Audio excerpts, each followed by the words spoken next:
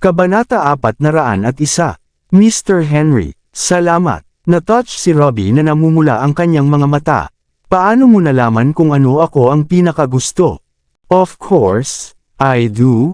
Magiliw na tugon ni Henry. Dahil ang iyong pagnanais para sa kaalaman at kapangyarihan ay kahawig ng aking apo noong bata pa siya. Ang mga laruan at regalo na iyon ay hindi kailanman masisiyahan ka. Lahat kayo ay hindi pangkaraniwang mga bata mula nang ipanganak. Ang iyong pinakananais ay tumayo sa tuktok ng mundo bilang hari. Buong pagmamalaking naisip ni Henry si Zachary. Kaagad pagkatapos, nag-alala siya. Nagdulot sa kanya ng matinding galit ang lalaking iyon kahapon. Nang makita ang tatlong ito na pabuti ng maliliit na bata ang kanyang pakiramdam. Mr. Henry, napakabait mo sa akin. Siguradong gagantihan kita sa hinaharap.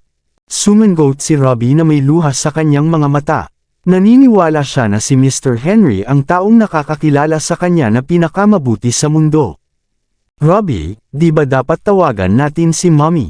Mag-aalala siya kung hindi niya alam na lumabas tayo ni Mr. Henry.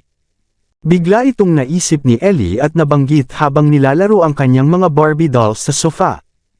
Oo, tatawagan ko si Mommy ngayon. Tinawagan ni Robbie si Charlotte gamit ang kanyang smartwatch. Ring! Nagulat si Charlotte na nagtatago sa likod ng garbage bin. Pinatahimik niya ang phone niya at sinagot niya sabay takip ng bibig. Hello, bulong niya. Mommy, dinala kami ni Mr. Henry sa fairy tale land. Hindi mo na kami kailangang hintayin na kumain. Sabi ni Robbie sa telepono na may maayos na boses. Alright. Nang nagsasalita si Charlotte, bumusina ang isang sasakyan. Nagulat si Robbie nang marinig ang tunog sa telepono. Narinig din ito ni Henry. Dahil ang smartwatch ay naka-on sa mga speaker. Malapit ba ang mommy mo? Curious na tanong ni Henry, nandito ba siya para sunduin kayo? Mommy, nasa kindergarten ka ba? Tumingin si Robbie sa mga bintana habang inilapit niya ang kanyang smartwatch sa kanyang tainga, sabay-sabay, na binabaan ang volume. No, I'm on the way. Gulat na sagot ni Charlotte, okay, Robbie. Kumain kasama si Mr. Henry. Mag-uusap tayo pag-uwi. Bye-bye. Dahil doon, mabilis na binaba ni Charlotte ang tawag. Napahawak siya sa kanyang noo habang nag-aalala dahil hindi siya magaling magsinungaling. Nakita ko ang mga salita niya na puno ng butas, baka matuklasan siya. Hindi, mukhang naka-hands-free ang smartwatch. Oh God, may narinig ba si Henry? Sinampal ni Charlotte ang sarili sa mukha, sinisisi ang sarili niyang katangahan. Nakita mo ba ang mommy mo? Napatingin din si Henry sa bintana. Hindi. Napatingin si Robbie sa isang basurahan sa gilid ng kalsada. Nakalabas ang isang pares ng puting sapatos. Pero hindi niya inilantad ang kanyang nakita. Kalmado siyang tumalikod at hinawi ang mga kurtina, at sumandal sa kanyang upuan. Dapat nasa daan si Mommy mula sa trabaho ngayon. Baka na-traffic siya. Oo, tumango si Henry nang hindi nag-iisip. Nasa traffic din tayo dito. Handa na, Mr. Knock, tugon ni Spencer. Dahil doon, dahan-daw ang humandar ang sasakyan. Nang tuluyang umalis ang pinalawig na Rolls Royce.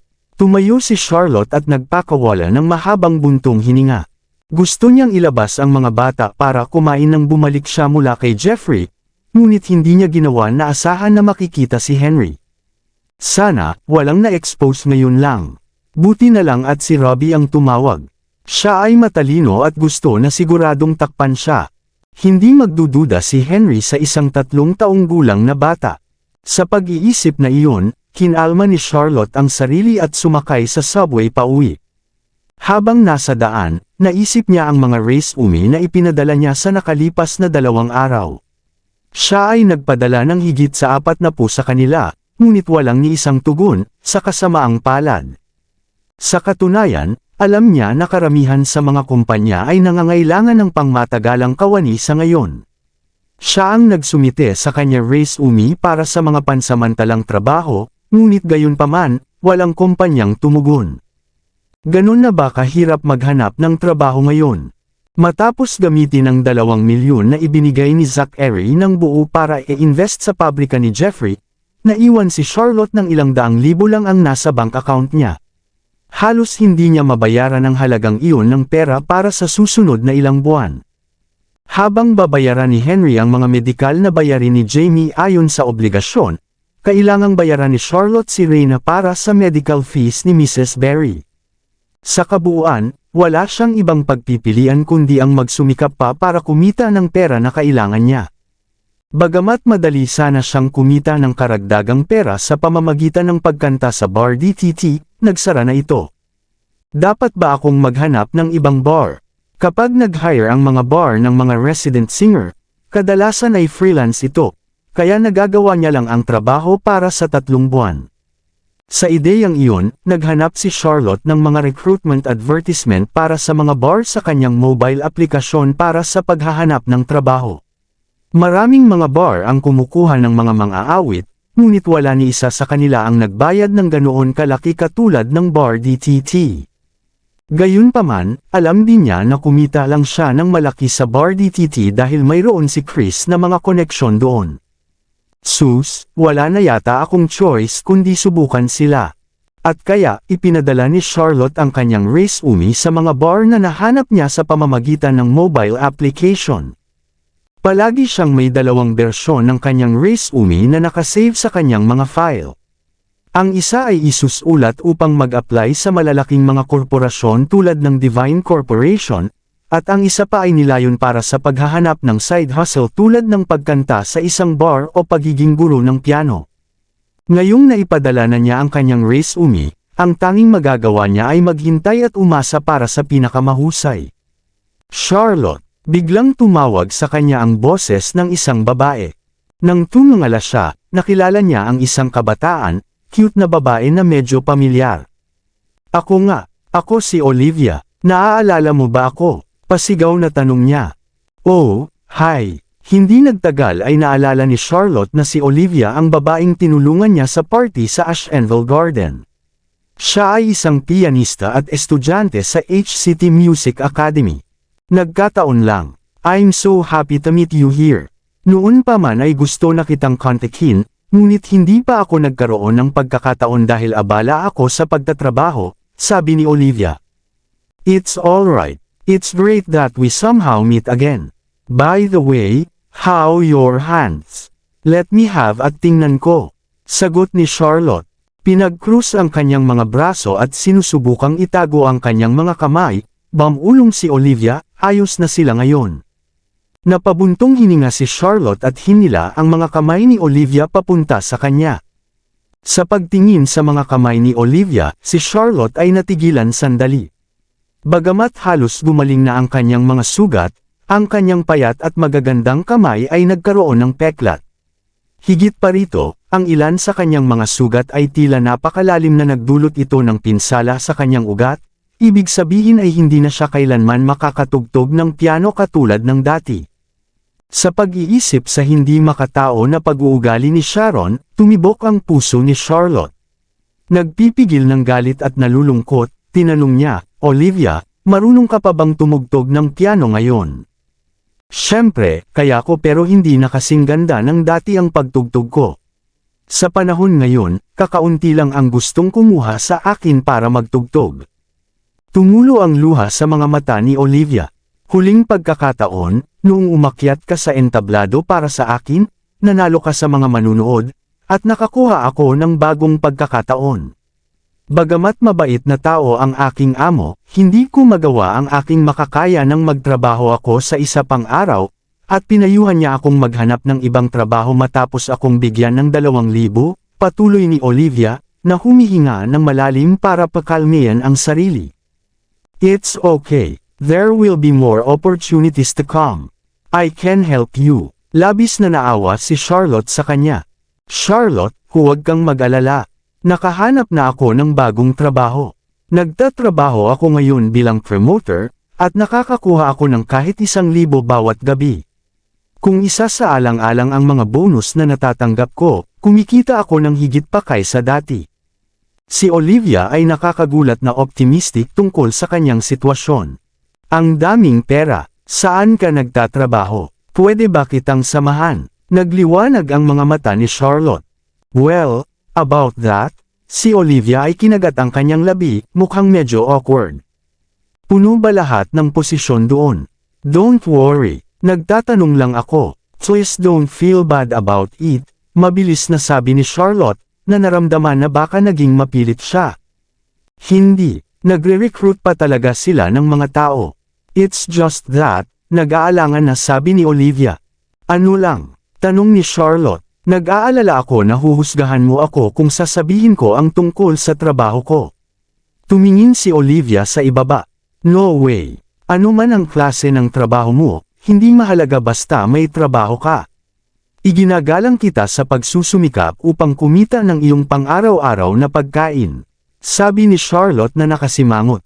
Nang marinig ang nakakapanatag na salita ni Charlotte, lumapit si Olivia sa kanya at nagsalita sa kanyang tainga. Ako talaga ay nagtatrabaho bilang isang promoter sa Sultry Night. Ikaw, ano? Natigilan si Charlotte. Wow, paanong hindi ko naisip ito kanina? Nagbayad ng husto ang pagtatrabaho sa Sultry Night. Maging ang mga promoter na pasimpleng may dalang mga plato at beer ay kumikita ng malaking pera. Karaniwan din ang pagbibigay ng tip. Ang tanging downside sa pagtatrabaho doon ay ang mga tao sa lahat ng antas ng pamumuhay ay pupunta doon, at doon ay pupunta laging may mga pervert at kilabot na nagkukubli. Higit sa lahat, ang Sultry Night ay kung saan nakipag-ugnay ang kanyang kapalaran kay Zachary. Ayaw niya sana sariwain muli ang mga alaalang iyon, ni hindi niya gustong makilala si Zachary doon. Nang makita ni Olivia ang pagkabalisa ng mukha ni Charlotte, nagsimulang magpaliwanag si Olivia sa kanyang sarili, na iniisip na si Charlotte ay maaaring hindi maunawaan na siya ay gumagawa ng ilang malilim na gawain ng hostess. Promoter lang ako, wala nang higit pa. Please maniwala ka sa akin. Of course, I do. I've been to that club a couple of times before. Alam ko na ang mga promoter sa club ay gumagawa ng tamang trabaho. Iniisip ko lang na magtrabaho din doon, sabi ni Charlotte na may kasamang genuine expression, hawak ang mga kamay ni Olivia. Sa tingin ko ang trabaho ay hindi angkop para sa iyo. Sa iyong mga kasanayan sa piano, makakahanap ka ng mas magandang trabaho. Hindi mo na kailangang magtrabaho sa isang club, sabi ni Olivia, na nagpapahayag ng kanyang taos-pusong pag-iisip. Oo, naipadala ko na ang resume ko. Baka sakaling makabawi ako sa kanila. Ngumiti si Charlotte ng nakakaloko. Sa personal, ang pagtatrabaho sa Sultry Night ay hindi ang kanyang unang pagpipilian sakaling dumating ang isa pang pagkakataon sa trabaho pataas. Tumango si Olivia, dapat ka na lang maghintay ng kaunti. Mas maganda kung makakatanggap ka ng tugon at makahanap ng mas mahusay na trabaho, pero kung kailangan mo talaga ng trabaho sa Sultry Night, tutulungan kitang magtanong, okay. Okay, I'll keep eye out for job opportunities that might be suitable for you too, sagot ni Charlotte. Iyan ay mahusay. Salamat, Charlotte. Malapit na ang aking break na matapos. Kailangan ko nang umalis. Okay, let's keep in touch. Matapos makipaghiwalay kay Olivia, medyo umaasa pa rin si Charlotte. Siya ay positibo na gagawin niya na hindi bababa sa makahanap ng trabaho sa isang regular na bar o high-end na restaurant bilang isang pianist, kasama ang kanyang mga kahanga-hangang kredensyal. Gayunpaman, hindi nagtagal ay nasira ang kanyang pag-asa. Sa sumunod na 3 araw, walang natanggap na balita si Charlotte mula sa mga lugar kung saan niya ipinadala. Out of desperation, she even made calls, but the owners of those bars and restaurants immediately na tinanggihan siya o gumawa ng mga dahilan nang marinig ang kanyang pangalan. Naguguluhan si Charlotte sa sitwasyon. Ano ang nangyayari? Bakit naman? Habang siya ay naging trending topic sa mga social media platforms noon dahil sa sunod-sunod na kapaspalad na mga pangyayari, mabilis na nawala ang mga bagay, at matagal nang lumipas ang insidente. So, bakit parang multo ang mga taong ito sa akin? May gumagawa ba sa anino laban sa akin? Ilang mga mukha ang sumilay sa ulo ni Charlotte. Si Zachary ba? Sharon or even Henry? Kahit na ano, ang tatlong iyon ay hindi mga tao na kaya niyang masaktan.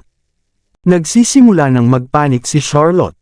No way, sa Sultry Night ba talaga ako magtatrabaho? Hindi, maaari pa rin akong magtrabaho bilang isang waiter sa isang high-end na restaurant, o marahil. Okay lang na kumita ng kaunti.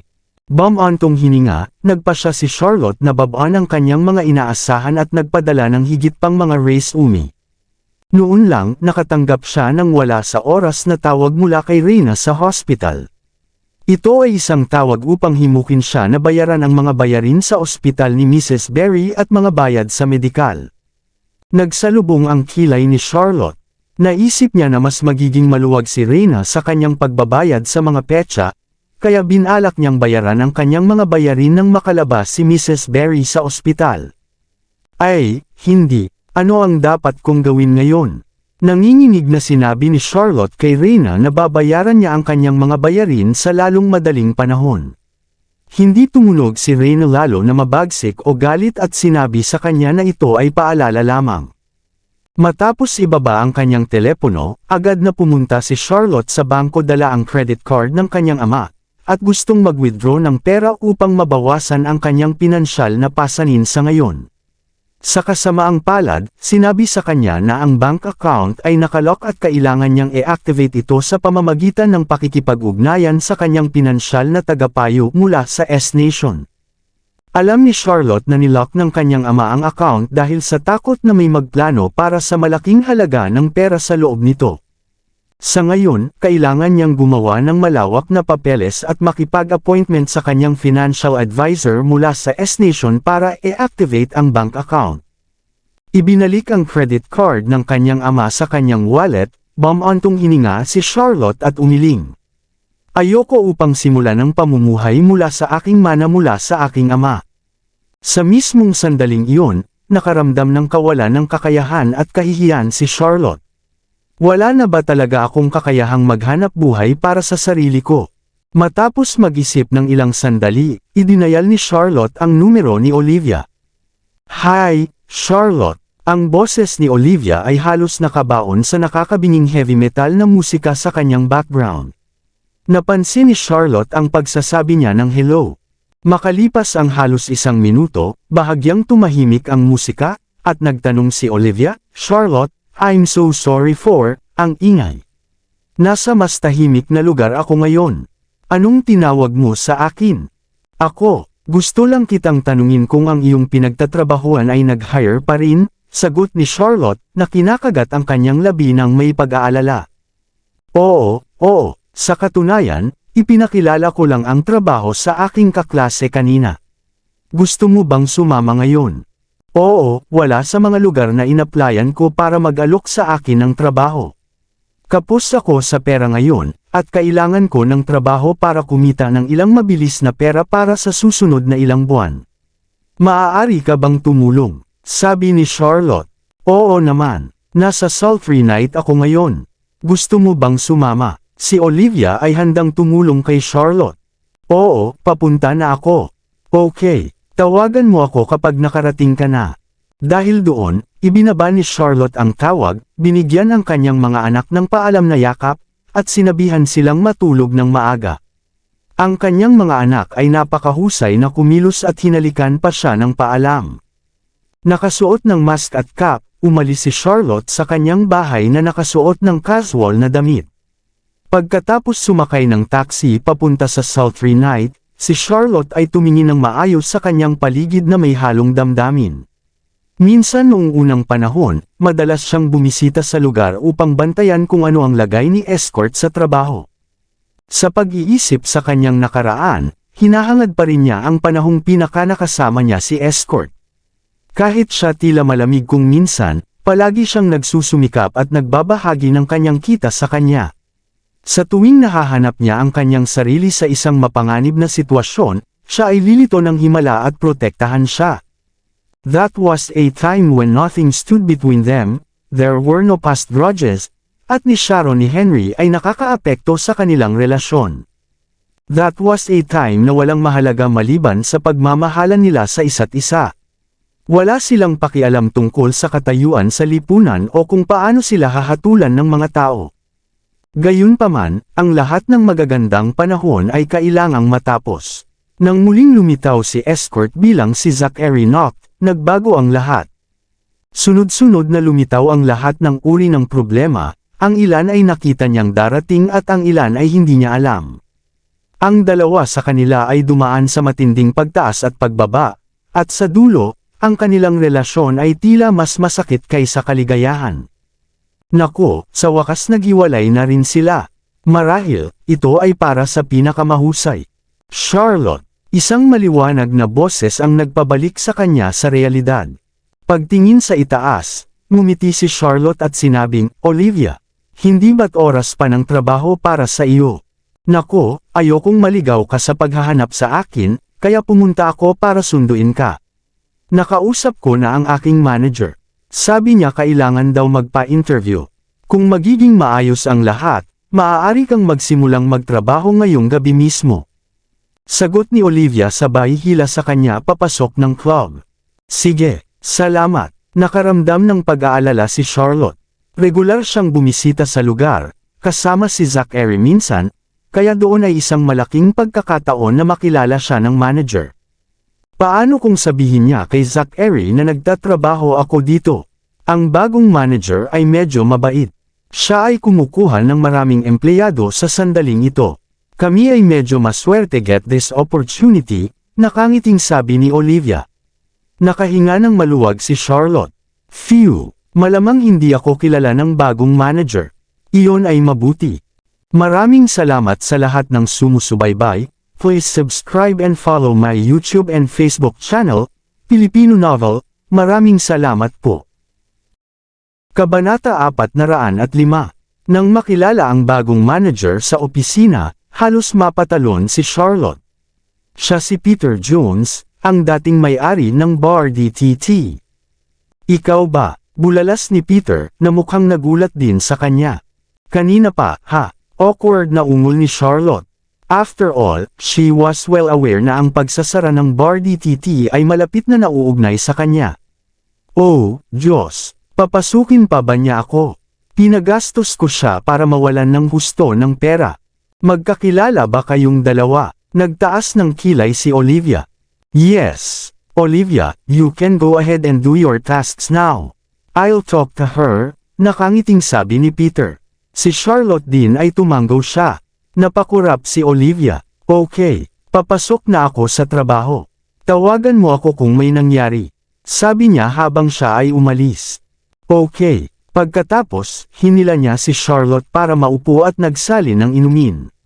Nung narinig kong nagsabi si Olivia sa pagpapakilala ng isang kaibigan na magtrabaho dito, inaasahan ko ang isa pang estudyante mula sa isang paaralan ng musika, at hindi ko inaasahan para makilala kita dito.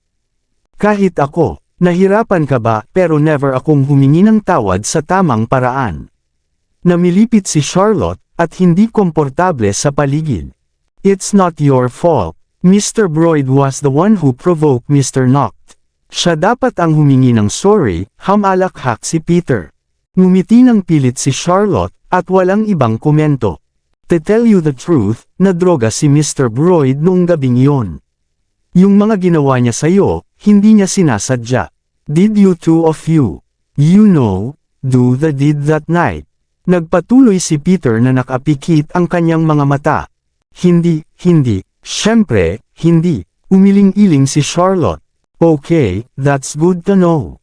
Mr. Broyd is actually really fond of you, in a genuine way. I've never seen ganyan ang pakikitungo niya sa ibang babae. Aksidente lang talaga ang gabing iyon, hinaing ni Peter na nagpakawala ng malalim na buntong hininga. It's all in the past. There's no need to delve deeper. And about my job application, are you will let dito ako magtatrabaho? Inilihis ni Charlotte ang topic. What do you mean payag ba ako? Siyempre, I'll take you in, simple as that. Pero wait, di ba girlfriend ka ni Mr. Noct? Bakit ka naghahanap ng trabaho dito? Sagot ni Peter. Oo, pero, I mean, I wasn't really his girlfriend, to begin with. Tumanggo si Charlotte, at ngumiti ng mapait. Medyo curious si Peter at nagpatuloy siya sa pagtatanong. Nakita ko na ang balita. Siya ay naging engaged with the daughter of the Blackwood family, hindi ba? I've seen the same article. Mukhang bagay sila, dispassionated na sabi ni Charlotte na nagpapanggap siyang cool. I've seen and heard about so many stories like this. Ang pag-aasawa sa mga mayayamang pamilyang iyon ay hindi natatapos na mabuti. Ang mga kasangkot ay hindi maaaring gumawa ng mga desisyon para sa kanilang sarili. Huwag masyadong magalit kay Mr. Knock. Sa tono ng pananalita ni Peter, para siyang pagod na tao na nakakita at naranasan ang lahat ng mayroon sa buhay. Wala akong sama ng loob. We broke up on good terms. Habang sinasabi ni Charlotte ang mga salitang iyon, sumilay sa kanyang isipan ang madilim na tingin ni Zachary, at umalangaw-ngaw ang boses nito sa tenga niya.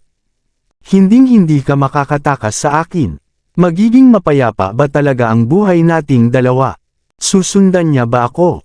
Kung ganoon ang kaso, ibibigay ko na lang sa iyo ang trabaho. Maaari kang magsimulang magtrabaho ngayong gabi. Kukunin ko ang isang tao na kumuha at bahala sa recruitment procedures mamaya. Oh, ngunit sa pagkakataong ito, babayaran ka ng pareho ng lahat ng iba pa. I mean, manager pa lang ako ngayon, at wala akong masyadong connections, Peter said with at ngumiti. Naiintindihan ko, salamat, sabi ni Charlotte, na bahagyang yumuko. Huwag kang pawisan. Dahil dito, tinawag ni Peter ang punong tagataguyod, si Flor, na dalhin si Charlotte upang kumpletuhin ang ilang mga papeles at ipasa sa kanya ang uniforme sa trabaho. Habang magkasama silang dumaan sa mga pamamaraan ng recruitment, sinabihan siya ni Flor tungkol sa mga pangunahing patakaran at ang bayad. Ang pangunahing sweldo bawat araw ay 300. Makakakuha ka rin ng 3% ng kabuuang mga bayarin para sa alak at inumin. Gayun din, maaari mong panatilihin ang iyong mga tip. Sa katapusan ng buwan, may bonus mula sa itaas na 3 promoter. Naiintindihan mo ba? Oo, salamat. Huminga ng malalim si Charlotte. Napakaganda na nakahanap ako ng trabaho sa wakas. Matapos dumaan sa mga pamamaraan sa pangangalap, ibinigay ni Flor kay Charlotte ang kanyang uniforme sa trabaho at idinagdag. Magpalit ka, at aakayin kita upang tumingin sa paligid at maging pamilyar sa lugar. Ang mga gawain na nakukuha mo bilang isang promoter ay hindi masyadong mahirap. Sige, salamat, Flor. Gayunpaman, isang nakakabagabag na kaba ang bumalot sa gulugod ni Charlotte nang siya ay nagbago. Nakatingin sa salamin ng fitting room, kailangan niyang magdobletake. Ang kanyang palda ay halos isang mini skirt. Ito ay halos pumasa para sa isang micro skirt. Hindi niya napansin kung paano ang paglalantad ng uniforme ay nang makita niya si Olivia ilang sandali ang nakalipas, ngunit pagkatapos niyang maisuot ang uniforme, medyo nabahala siya. Sa salamin, nakita niya ang sarili na naka-fitted v-neck blouse na puti at may contrasteng na itim na miniskirt. Ang bahagya ng natatakpan ng lapis na palda ang kanyang makulay na tali. Ang cute talaga ng bunny ear headband na suot niya ngunit ginawa ang kanyang damit na parang lingiri. Masyado bang malaki ang kwelyo ng blouse ko? At itong palda ay lubhang hindi komportable si Charlotte sa uniforme. Yung ibang promoters, pare-pareho lang ang suot na uniforme. Hindi mo ba nakita si Olivia ngayon lang? Okay, but this does look really provocative on you since you have such a good figure, tumawa si Flor. So, napaawang ang labi ni Charlotte. I think you can just wear these for tonight. You can alter this uniform when you got the time tomorrow. Mapupunta ang anumang bagay hanggat hindi ka gagawa ng anumang malalaking pagbabago. At saka, ito. Inilabas ang isang black-laced mask, bumulala si Flor, isang mask. Lahat ng mga promoter ay may tig-iisa. Salamat, sabi ni Charlotte, isinuot ang mask. Okay, kahit na makita ko si Zachary, hindi siya makakilala sa akin sa mask na ito, hindi ba? Sige, alis na tayo. Ipapakita ko sa iyo ang hanay ng alak na ibinebenta natin sa bar. Kailangan mong kabisaduhin ang listahan ng presyo. Okay, sinundan ni Charlotte si Flor sa main hall. Karamihan ay sublimed sa kapaligiran na may paggalaw sa palso at beats. May ilang mananayaw na sumasayaw sa poste sa entablado, at ang mga lalaki sa ibaba ay umaangal na parang aso sa init. Ang ilan ay kumuha pa nga ng kanilang mga tuktok habang sila umiindayog sa upbeat ng musika. Ang mga lalaking ito ay nakatingin sa mga mananayaw. Walang makakapansin sa iyo, huwag kang masyadong mag-alala. Sinubukan ni Flor na pakalmehin siya. Oo, nang makita kung gaano kainit ang mga mananayaw, na walang suot kundi lace na damit panloob, si Charlotte ay medyo kumbinsido na walang magiging interesado sa kanya. At saka, may mga sexy hostesses talaga kami dito. Kahit titigan ka ng nasa private room saglit, malamang na wala silang gagawin sa iyo. Nasa paligid na nila ang lahat ng babaeng iyon, alam mo ba? Nagpatuloy si Flor. Oo, nahulaan ko. Medyo nakahinga ng maluwag si Charlotte. Pagkatapos, dinala siya ni Flor sa bar at ipinakilala sa kanya ang mga pangalan at listahan ng presyo ng mga alak. Ang para sa mga karaniwang beer, cocktail, at inumin, sinabihan siya na maaari niyang isulat ang kanilang mga pangalan sa bill nang hindi sinasa ulo ang mga presyo, kung gaano sila kamura. Sinabi din ni Flor kung paano niya inirekomenda ang mga mamahaling alak sa kanyang mga customer, ang mas maraming komisyon ang kanyang makukuha sa mga benta. Ang aming mga nangungunang promoter ay maaaring kumita ng 10,000 na komisyon sa isang gabi lang. Ang pagdaragdag ng mga tip, ang ilan sa kanila ay kumikita ng higit sa 100,000. Ang pag-asam na kumita ng malaking pera ay talagang kaakit-akit para kay Charlotte. 100,000 sa isang gabi. Ibig sabihin, mababayaran ko ang mga medikal na bayarin ni Mrs. Berry pagkatapos ng 2 gabing trabaho. Noon lang, nakitang tumakbo si Olivia papunta kay Flor, isang malaking ngiti ang nakaplaster sa kanyang mukha. Flor, ang mga bisita sa pribadong silid na iyon ay nag-order lamang ng cash na nagkakahalaga ng ilang daang libo. Maaari ko bang suriin kung magkano ang komisyon na nakukuha ko mula dyan? Hayaan mo akong tingnan, sagot ni Flor.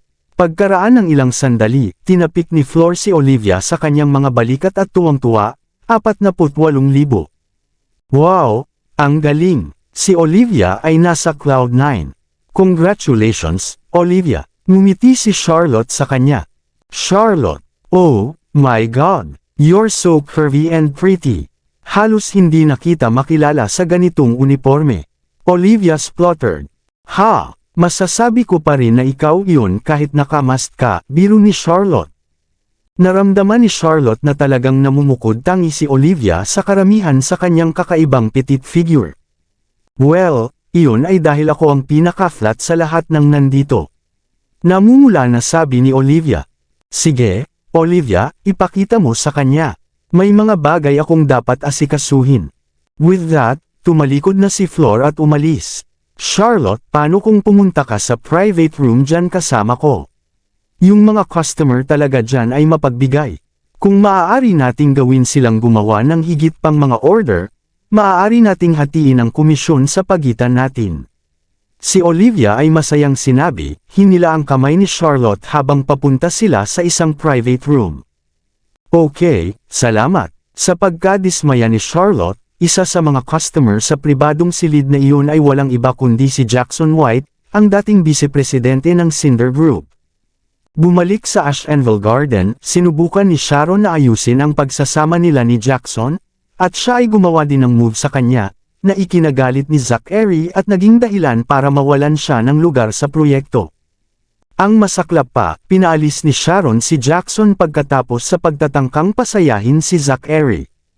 Bagamat hindi na siya nakita ni Charlotte mula nang mangyari ang insidente, alam niyang malamang na may sama ng loob ito, laban sa kanya para sa pagpunta sa kanyang kapaspalad na sitwasyon. Kung malalaman niya na si Charlotte ang promoter na nakatayo sa harap niya, baka i-set up siya para sa gulo. Nang maramdaman ang paparating na panganib, tumalikod si Charlotte ng walang pag-aalinlangan, na gustong umalis, gayunpaman, hinawakan ng lasing na customer sa private room ang kamay niya, at ngumuso, ha! Ang sexy talaga ng isang ito. Ako ay magkaroon siya. Sa gulat, niyugyug ni Charlotte ang lasing na lalaki at umatras. Promoter ako, hindi hostess. Ang mga hostesses ay darating sa sandaling ito, mabilis na idinagdag ni Olivia. Talaga, maganda ka para sa isang promoter. Tingnan ko rin ang mukha mo. Yung titig niya ay malibog. Bago pa man makapag-react si Charlotte ay hinablot na ng lasing ang kanyang mask. Habang lumalayo si Charlotte sa pamamagitan ng reflex, ang kanyang mask ay napunit sa kalahati, na inilantad ang karamihan sa kanyang mukha. Nakataas ang kilay ni Jackson na nakaupo sa sofa at saka matama na tinitigan si Charlotte nang may nagbabantang kadiliman sa kanyang mga mata. Dang Yu, bakit parang inosente ang isang patutot na katulad mo? Alam ko kung bakit ka nandito. Paano kung ikaw ay isang promoter? Pangalanan ang iyong presyo. Nasa akin na lahat ng pera. Mapusok na sigaw ng lasing na lalaki. Sir, walang ibang binibenta ang mga promoters dito kundi alak. Gaya nga ng sabi ko, malapit na ang mga hostess. Galit na paliwanag ni Olivia. How dare you talk back to me? Nagtaas ng kamay ang lasing na lalaki at akmang sa sampalan si Olivia. Agad na hinarang ni Charlotte ang nakataas na braso at mariing sinabi, enough is enough. Don't go overboard. So what if I go overboard? I'm buying you tonight. Napakakinas ng kamay mo. I bet you're a real na kagandahan. He cackled creepily. Dinilaan niya ang kanyang mga labi, pinihit niya ang kanyang palso at hinawakan ang kamay ni Charlotte. Nagsisimula ng maduduwal si Charlotte at sinubukang lumabas ng kwarto kasama si Olivia. Gayunpaman, ang maruming lasing na lalaki ay sumenyas sa kanyang mga bodyguard, at ang matatangkad na bodyguard ay mabilis na humarang sa kanilang paraan. Si Olivia ay kasing putla ng kumot. Ano sa mundo ang gusto mo putol ni Charlotte? Gusto kong sirain ang palpak mong coat. Kung napasaya mo ako, doble ang babayaran ko. Dapat kang mag-isip ng 2 beses tungkol dyan. Nasa sultry night tayo, hindi hotel. Tiningnan ni Charlotte si Olivia. Nang makuha ang kanyang pahiwatig, inilabas ni Olivia ang kanyang telepono para makipag-ugnayan kay Peter para tulungan sila. Maldita na kalapating mababa ang lipad. Hulaan ko gusto mo ito ng magaspang. Ibaba mo sila. Tinabig ng maruming lasing na lalaki si Olivia at ang phone mula sa kanyang mga kamay at nagbigay ng utos sa kanyang mga bodyguard. Habang binibigkas niya ang mga mahalay na salita, sina Charlotte at Olivia ay napigilan at napasuko na sa sofa. Inabot ng lasing ang kanyang mga stubby fingers, na masigasig pa ring tatanggalin ng lasing ang mask ni Charlotte. Pagkatapos may biglang nagsalita na isa pang lalaki sa kwarto. Tama na, itigil mo na. Mr. White, anong problema? Tumangala ang lasing na lalaki na may pagtataka. Huwag kang gumawa ng eksena dito. Ang sultry night ay pinamamahalaan ng ilang mga makapangyarihang tao. Hindi maganda ang magtatapos kung kumalat ang chismis na ginagawa mo ito, mahinahong sabi ni Jackson. Tama siya, kung gusto mo ng sex, maraming hosts dito. Why make things difficult for a mere promoter? Nandito tayo para kay Mr. White, remember. Don't ruin the mood the other customers in this room.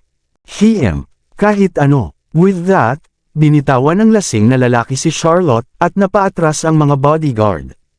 Nang hindi lumilingon, hinila ni Charlotte si Olivia palabas ng private room. Nakakatakot iyon. Tumulo ang luha sa pisngi ni Olivia. I'm so sorry for making you in trouble. At mukhang nasira ang phone mo. I will compensate you for that. Malumanay na sabi ni Charlotte habang tinatapik ang mga balikat ni Olivia. Hindi yun malaking bagay. Higit sa lahat, hindi ba natin dapat sabihin kay Peter ang tungkol dito? Naiiling na sabi ni Olivia. Oo, dapat. Sa sandaling magsalita si Charlotte, lumabas si Jackson mula sa pribadong silid, na nakangiti. Hi, Miss Wynne. Hindi ko inaasahan na makikita kita dito. Ang boses ni Jackson ay nagdulot ng panginginig sa kanyang gulugod. Paano niya nalaman na ako iyon? Ang aking mask ay hindi ganap na natanggal. Kilala mo ba siya? Mahinang bulong ni Olivia. Hindi. Nagkunwari ng kamangmangan si Charlotte at gustong umalis sa lugar kasama si Olivia. Hoy, hindi ba ngayon lang kita tinulungan? Napakawalang puso mo. Tunog ni Jackson at tumingin na talagang naluluha. Charlotte, tinulungan niya tayo, alam mo ba? Hindi tulad ni Charlotte, medyo maganda ang impresyon ni Olivia kay Jackson. Palagi siyang gumagawa ng malalaking order at gumagalang sa mga promoter sa club. Bahagyang sinunod ni Charlotte si Olivia. Olivia, pwede bang hanapin mo muna si Peter?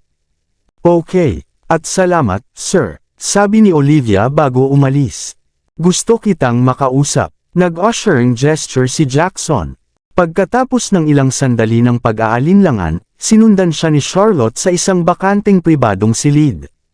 Out of caution, siya ay tumigil at tumayo ng maayos sa pinto. Ano ang gusto mong pag-usapan? I want to explain to you what happened the last time we meet. Hindi ko sinasadyang binuhusan ka ng alak. May tumapot sa paa ko sa ilalim ng mesa, seryoso niyang sabi. Alam ko, si Sharon iyon, di ba? Alam ng lahat doon pero piniling manahimik, si Charlotte na nanunuya. Kaya alam mo na inosente ako. Naging scapegoat lang talaga ako sa kung anuman ang nangyayari sa inyong dalawa. Kahit na may nararamdaman ako para sa iyo, wala akong ginawang out of line, di ba? Malamang alam ni Mr. Knock na si Sharon ang nasa likod ng insidenteng iyon, pero pinalayas niya ako sa project na hinahawakan ko. At mas masahol pa, pinalayas ako ni Sharon sa Cinder Group, sa tagal ko na nagtrabaho ng napakaraming taon sa kumpanyang iyon. Hindi mo ba nararamdaman na karapat-dapat akong trituhin kaysa doon? Si Jackson ay napabuntong hininga. Yes, you deserve better. Though I also suffered from that incident, it all started because of me, kaya ako gustong humingi ng tawad sa'yo. Ikinalulungkot ko ang nangyari, at umaasa ako na maayos ang iyong buhay sa hinaharap. Seryoso at sinsero ang sinabi ni Charlotte. Masyado kang makatwiran at direkta tungkol sa pagpapahayag ng iyong mga saloobin. Hindi nakakagulat na si Mr. Knock ay mahal ka. Simula nang matanggal ako sa trabaho, bumagsak na ako sa panibagong antas.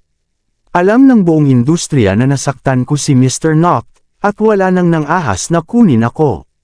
Marami akong kinakaharap na problema sa sarili kong business ventures din, pagdaing ni Jackson. I'm sorry kung hindi kita matutulungan yan. Kailangan kong magtrabaho ngayon. Aalis na ako. Walang intensyon si Charlotte ng pagpapatuloy ng usapan. What's the rush? I'm not done talking. Jackson pursed his lips. His gaze turned dangerous. Ano pa ang gusto mong sabihin? Mas lalong nabahala si Charlotte sa pangalawa. Nakikita mo, dahil nagsimula ang buong problema sa iyo, ikaw ang mananagot sa paglutas nito. Sabi ni Jackson sa kanyang malutong na boses, ang kanyang mga mata ay nagdidilim. Masyadong mataas ang tingin mo sa akin, mapait na ngumiti si Charlotte. Kaya mo itong gawin. Hanggat handa kang pag-usapan ito kay Mr. Knock at ipasabi sa kanya ang isang salita o dalawa kay Sharon, maibabalik ko na ang trabaho ko. I'm sorry, but it's really not up to me. Look at me now. I'm working as a promoter here. Do you really na sa tingin mo ba ay malapit pa rin ako kay Zachary tulad ng dati?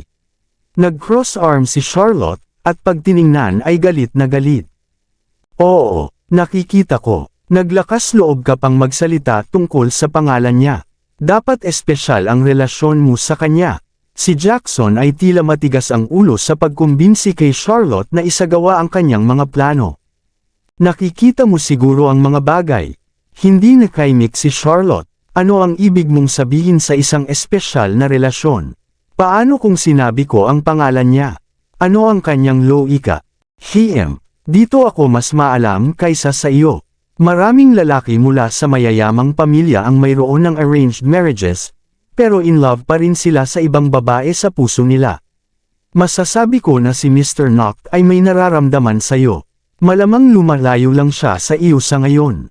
Babalik siya sa iyo balang araw. Sabi ni Jackson, at lumawak ang ngiti niya.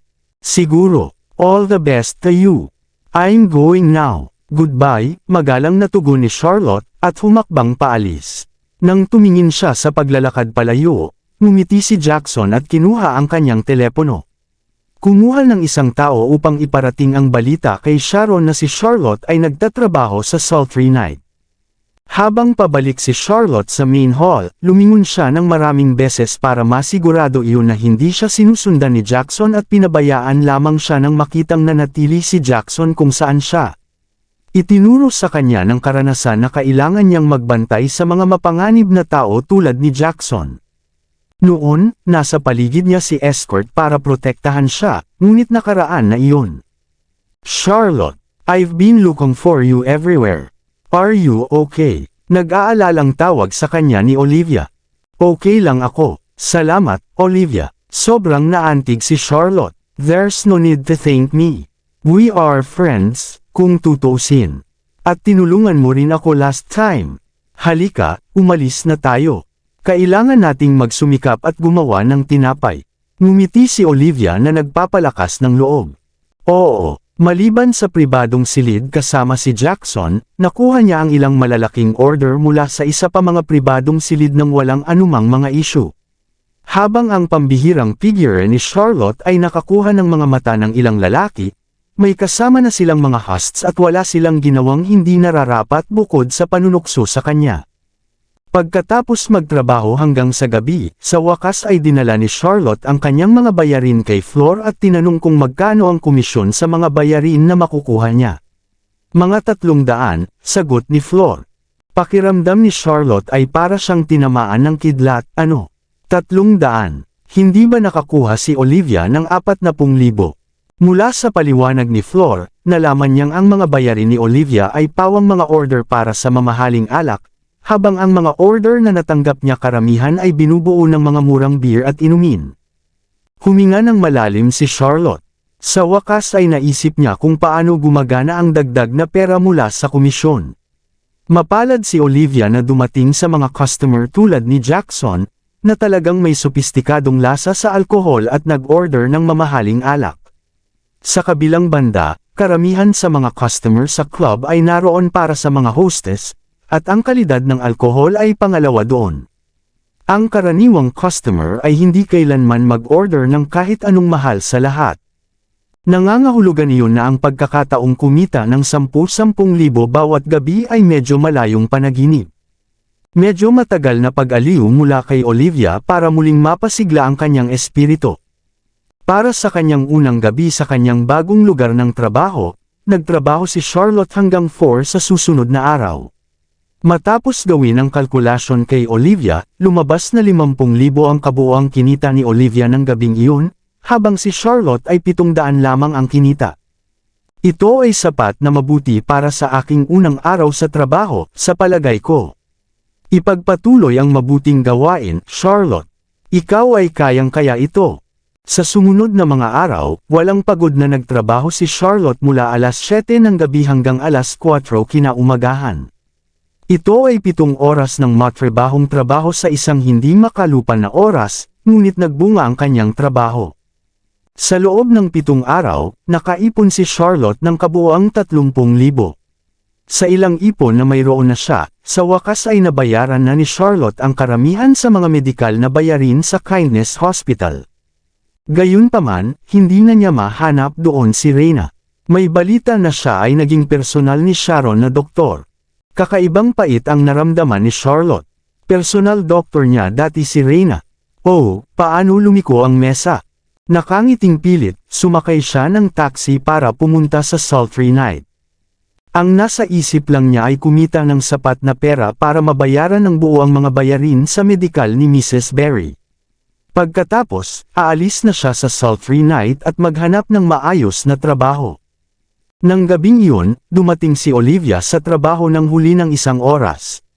Nang makita ni Charlotte ang pula at namamaga na mga mata ni Olivia, mabilis na pumunta si Charlotte at nagtanong, Olivia, anong nangyari?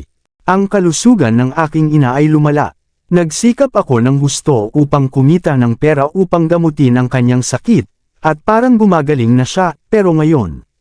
Nasasakal si Olivia sa kanyang mga luha. Kaya iyon ang dahilan kung bakit ka nagsusumikap. Huwag magpanik. Anong sakit ito? Maaari mo bang sabihin sa akin ang tungkol dito? May kilala akong mahusay na doktor. Baka matulungan ka niya. Si Charlotte ay maaaring ganap na makiramay sa kanyang sitwasyon.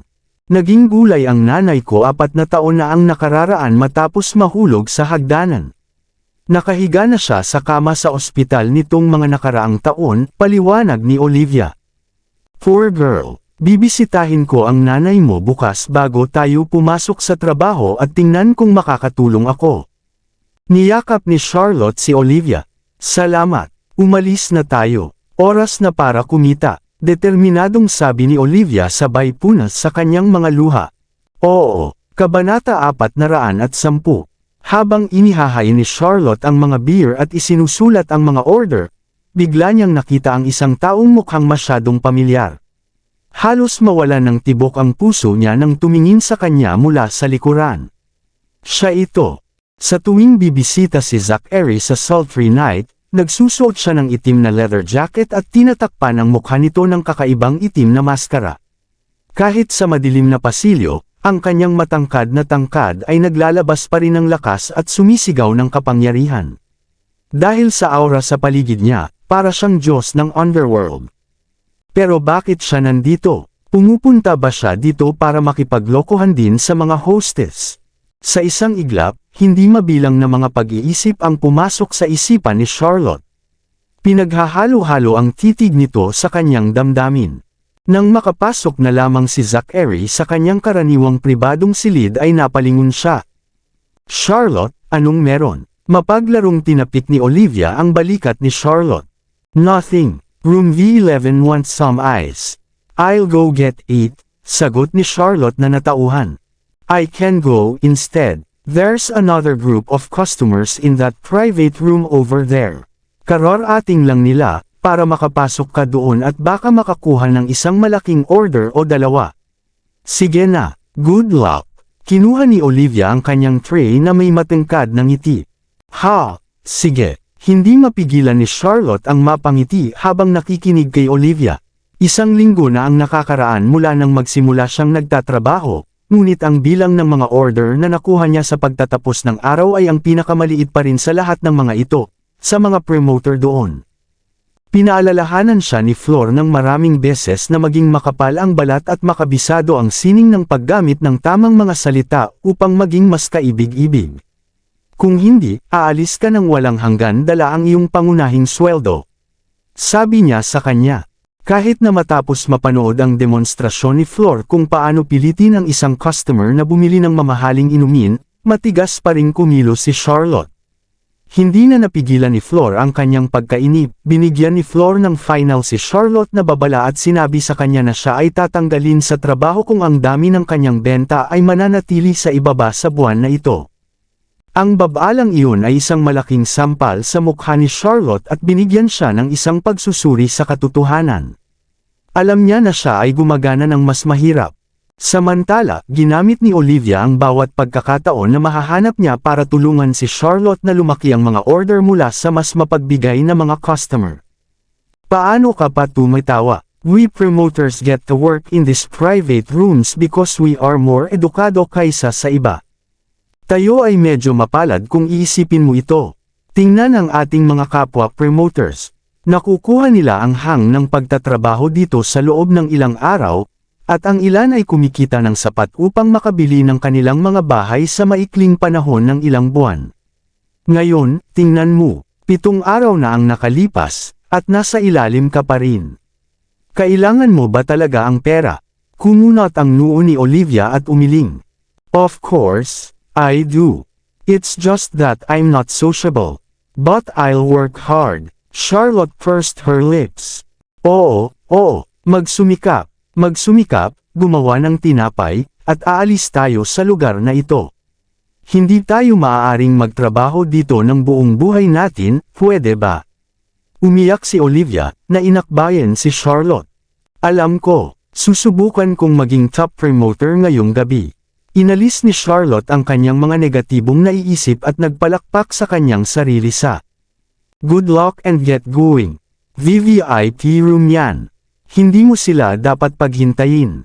Oo, habang papaalis si Olivia para kumuha ng yelo, huminga ng malalim si Charlotte at pumasok sa silid ng VVIP na may tibok ng puso. Alam niya na makakakuha siya ng ilang kahanga-hangang malalaking order mula sa pribadong silid na iyon. Pagkatapos ng lahat, si Zachary ang customer doon.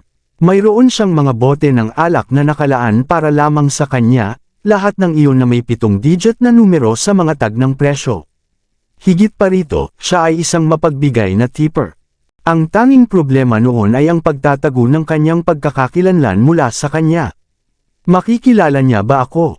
Napatingin si Charlotte sa suot niya. Kahit na binago niya ang kanyang uniforme, ang mga damit ay mukhang matipid, at ito parang pinapakita niya ang kanyang curvy figure. Sa karagdagan ng black laced mask at kuneho ear headband, iba ang itsura niya sa dati niyang sarili. Higit pa rito, natutunan niya ang kanyang aral mula sa pakikipagtagpo kay Jackson noong nakaraang pagkakataon, kaya bumili siya ng pulang peluka, at nagsuot ng lilang contact lens, at pininturahan pa ang kanyang mga labi sa isang maapoy na pulang lilam. Mula ulo hanggang paa, iba na ang itsura niya kumpara noon. Kahit kay Olivia, mahirap sabihin na siya si Charlotte nang hindi tinitingnan ang kanyang name tag. Habang nasa isip ang mga nakakapanatag na kaisipan, sa wakas ay pumasok si Charlotte sa pribadong silid. Nakasandal si Zachary sa sofa habang nakadikit ang mga mata sa phone niya. Nagbabasa siya ng ilang mga dokumento. Gusto mo ba ang parehong alak na nakalaan para sa iyo noong nakaraan? Si Flor ay nagsisilbi sa kanya mismo dahil isa siyang mahalagang customer. Yes, and please bring us 2 bucket of ice, si Ben ang sumagot sa kanya. Okay, oy, kumuha ka ng yelo, sabi ni Flor, at binigyan si Charlotte ng isang naiinip na tingin. Got it, mahinang sagot ni Charlotte at naglakad papunta sa isang minibar sa likod ng partition sa kwarto. Nakataas ang isang kilay, nilingon ni Ben si Charlotte, at may hinala at pagkalito sa kanyang mata.